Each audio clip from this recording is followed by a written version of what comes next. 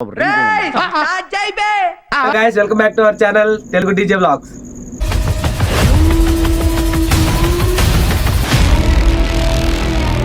మనం వీడియోలోకి అయితే వెళ్ళిపోదాం. మీరు thumbnail ఆల్రెడీ చూసే ఉంటారు కదా.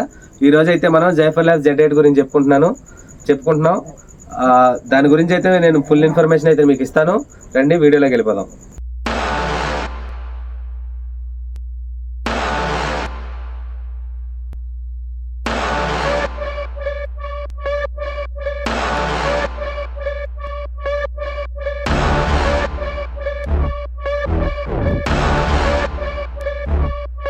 ఓకే గాయస్, రండి. ఇక్కడ మనం చూసుకున్నట్లయితే లెఫ్ట్ సైడ్ లో మనకి ఆన్ అండ్ ఆఫ్ స్విచ్ అయితే ఇచ్చారు. ఇక్కడ మనకి లోగో అయితే ఇచ్చాడు. ఇది వచ్చేసి జైఫర్ యొక్క అఫీషియల్ లోగో అనమాట.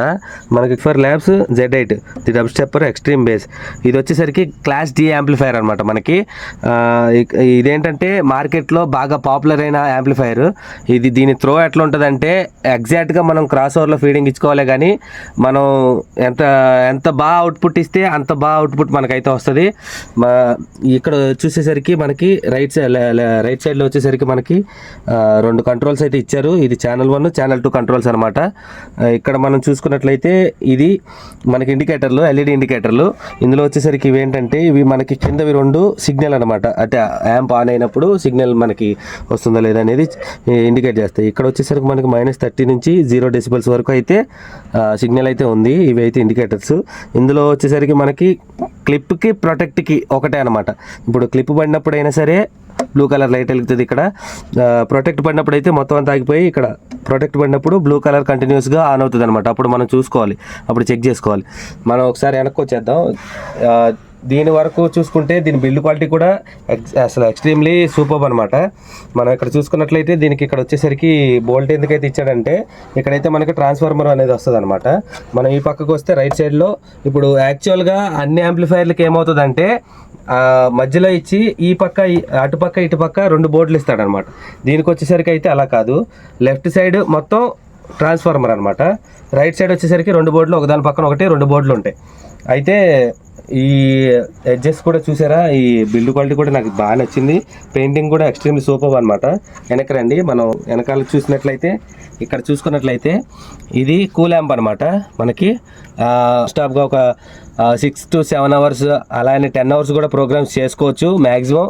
మనకైతే ఎంత ప్రోగ్రామ్ చేసినా కానీ మనం ఇచ్చే లోడ్ బాగుంటే మాత్రం యాంప్లిఫైర్ మాత్రం హీట్ అనేది అవ్వదు. మ్యాక్సిమం హీట్ అయితే బయటకు వచ్చేస్తుంది.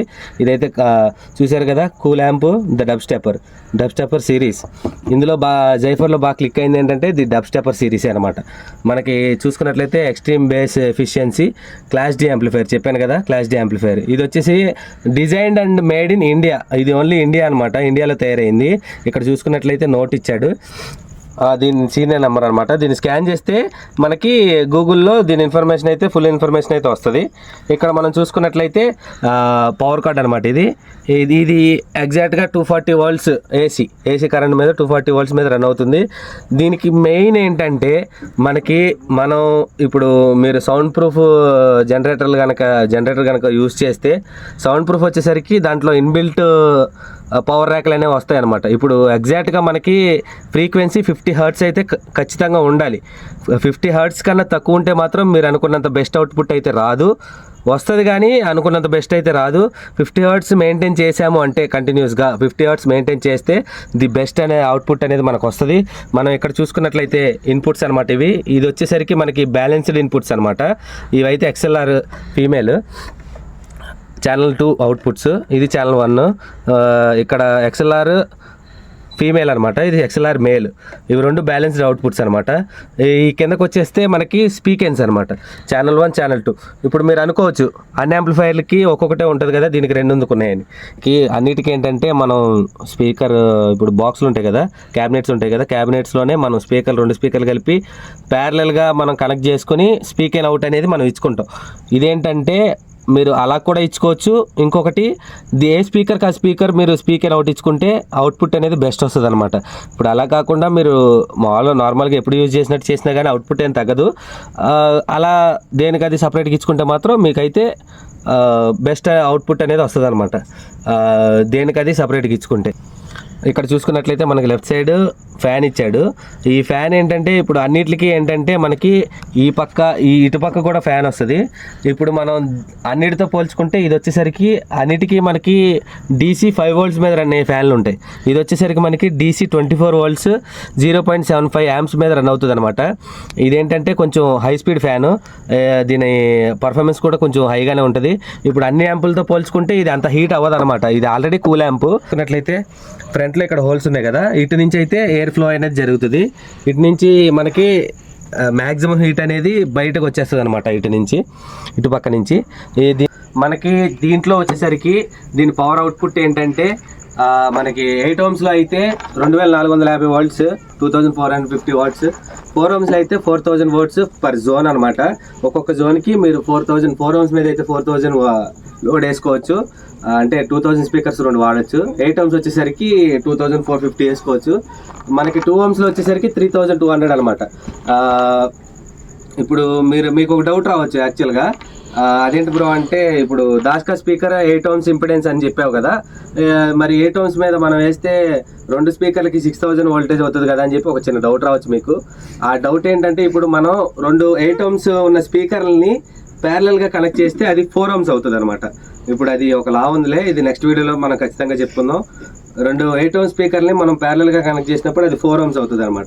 ఇప్పుడు ఏంటంటే మనం 6000 లోడ్ వేసాం దీని మీద, ఒక జోన్కి 6000 లోడ్ అంటే ఓకే పర్లేదు, ఏం కాదు. మీరు యాంప్ ఏదైనా అవుతుంది అని చెప్పి మీరేం ఇబ్బంది పడిన అవసరం లేదు. యాంప్ అయితే కన్ఫామ్గా బెస్ట్ అవుట్పుట్ అయితే వస్తుంది, ఎక్కడైతే ఆగేది ఉండదు. ఇప్పుడు మన లోడ్ ఎక్కువ వేసుకోవటం వల్ల ఇబ్బంది అయితే ఏముండదు. మనకి బెనిఫిట్ ఏంటంటే అటు స్పీకరు దెబ్బతినకుండా ఉంటుంది, మనకి యాంప్ కూడా బెస్ట్ అవుట్పుట్ వస్తుంది. దీనికోసం అని చెప్పి మనం చెప్పాను కదా, డ్యూయల్ పిన్లో నేనైతే 4 దాస్కా స్పీకర్లు 2 డ్యూయల్ పిన్లు వేసుకుని ఈ యాంప్ వరకు నేను అదైతే వాడుతున్నాను. మీకు కూడా నేను సజెస్ట్ చేస్తాను, మీకు ఇంట్రెస్ట్ ఉంటే కనుక మీరు సేమ్ వాడుకోవచ్చు. ఇంకొక విషయం ఏంటంటే దీంట్లో మనకి ఇప్పుడు క్రౌన్ ఎన్లాబ్స్లో ఉన్నట్టుగా ఇన్బుల్ట్ క్రాస్ ఓవర్ అయితే ఉండదు. మనం ఫీడ్ చేయించుకుని దీంట్లో ఫీడ్ చేయించుకుని మనం డైరెక్ట్ తీసుకెళ్ళి యూజ్ చేసుకోవడానికి అయితే ఉండదు. మీరు దీన్ని వాడాలి అనుకుంటే ఖచ్చితంగా క్రాస్ ఓవర్ అయితే వాడాలి. క్రాస్ ఓవర్ వచ్చేసరికి మీకు తెలిసిన వాళ్ళ దగ్గర ది బెస్ట్ అయితే చేయించుకోండి. ఎందుకంటే మీరు ఎంత బెస్ట్ ఇన్పుట్ అయితే ఇస్తారో దీనికి ఇది అంత బెస్ట్ అవుట్పుట్ అయితే ఇస్తుంది. నేనైతే చెప్తున్నాను కదా, నేను వాడాను, నాకైతే సూపర్ ఉంది, నాకు నచ్చింది. చెప్తున్నా, ఇండియాలో best the most popular base amplifier ఏదైనా ఉంది అంటే అది జైఫరే. సో గైస్ చెప్పాను కదా, దీని పవర్ అవుట్పుట్ వచ్చేసరికి 100 hertz వరకు ఉంటుంది. 8 ohmsలో 2450 ఉంటుంది. 4 ohmsలో వచ్చేసరికి 4000 లోడ్ వేసుకోవచ్చు పర్ జోన్ అనమాట. ఒక జోన్కి మనం 4 ohmsలో అయితే 4000 volts వరకు 4000 watts వరకు మనం పవర్ లోడ్ అనేది ఇచ్చుకోవచ్చు. ఓకే గాయస్, దీని ఇంపిడెన్స్ చూసుకున్నట్టయితే మనకి 10 kilo ohms వరకు ఉంది. దీని ఇన్పుట్ సెన్సిటివిటీ వచ్చేసరికి 1.4 ఉంది. దీని వెయిట్ వచ్చేసరికి 38.5 kilos అనమాట. దీన్ని అయితే డెఫినెట్గా చిన్నపిల్లల చేతికి అయితే ఇవ్వకండి, వాళ్ళు ఖచ్చితంగా మోయలేరు. ఇంకొక విషయం ఏంటంటే మీరు ఇది తీసుకునేటట్టయితే మీకు ఇది విత్ 3 unit ఫ్లైట్ కేస్తో అయితే వస్తుంది అనమాట. 3U ఫ్లైట్ కేస్ అయితే వస్తుంది. నేను ఆల్రెడీ తీసుకుని వాడాను. ఇప్పుడు ఏంటంటే మనకి చూపిద్దామని చెప్పి నేను రివీల్ చేసి బయట పెట్టాను అనమాట. మీరు తీసుకునేటట్టే నేను మీకు ఆలోచన కనుక ఉంటే కనుక ఇదైతే బెస్ట్ ప్రైస్. ఇది కాకుండా మార్కెట్లో ఇంకా చాలా ఆప్షన్స్ అయితే ఉన్నాయి. నేనైతే మీకు ఈ యాంప్లిఫైర్ అనేది నేను మీకు సజెస్ట్ చేస్తున్నాను. దీని వరకు ఏంటంటే మనకి 21 inch స్పీకర్కి అయితే సూటబుల్ అనమాట. మనకి 18 inch స్పీకర్ కూడా అంత ఎఫెక్ట్ అయితే ఉండదు నాకు తెలిసినంత వరకు. 21 inch స్పీకర్కి అయితే ది బెస్ట్. మీరు ఇంకొకటి ఏంటంటే మనకి 5 inch వాయిస్ కాయిల్కి పైన అయితేనే చూస్ చేసుకోండి. ఎందుకంటే 5 inch లోపలైతే మనకి స్పీకర్ వాయిస్ కాల్ పాడే అవకాశం ఉంది, స్పీకర్ కూడా దెబ్బతినే అవకాశం ఉంది. మీరు దీని మీద ఏదైనా స్పీకర్ వేసుకోవాలి అనుకుంటే అది 21 inch 5 inch వాయిస్ కాయిల్ పైన అయితేనే మనకి బెస్ట్ అవుట్పుట్ అనేది వస్తుంది. దీని మీద ఇప్పుడు ఆ స్పీకర్ ఈ స్పీకర్ అని కాదు, మనం 21 inchలో ఏదైనా సరే మనం దీన్ని యూజ్ చేసుకోవచ్చు. కాకపోతే మనం 2000 watts కన్నా ఎక్కువ వాట్స్ ఉండేది స్పీకర్ మనం సెలెక్ట్ చేసుకుంటే మన స్పీకర్ కూడా కొంచెం బాగుంటుంది, లైఫ్ ఎక్కువ ఉంటుంది అనమాట. ప్లాస్మాకి అయితే ఎక్సలెంట్ ఉంటుంది. ప్లాస్మా వరకు 4 స్పీకర్లు ఉంటాయి. ప్లాస్మా త్రో మాత్రం అసలు వేరే లెవెల్. అసలు నేనైతే చూశాను కాబట్టి చెప్తున్నాను. ఇంకొకటి డ్యూయల్ పిన్లో కూడా వాడుకోవచ్చు.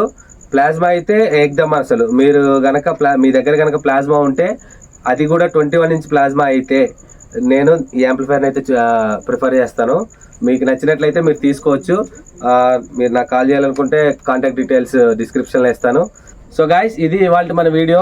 నేనైతే ఫుల్ ఇన్ఫర్మేషన్ అయితే మీకు తెలిసిందని అనుకుంటున్నాను. ఇంకా ఏమైనా డౌట్స్ అనేవి ఏమైనా ఉంటే మీకు తప్పనిసరిగా ఖచ్చితంగా కామెంట్ అయితే చేయండి. నేను మీకు ప్రతి కామెంట్కి అయితే ఆన్సర్ ఇస్తాను.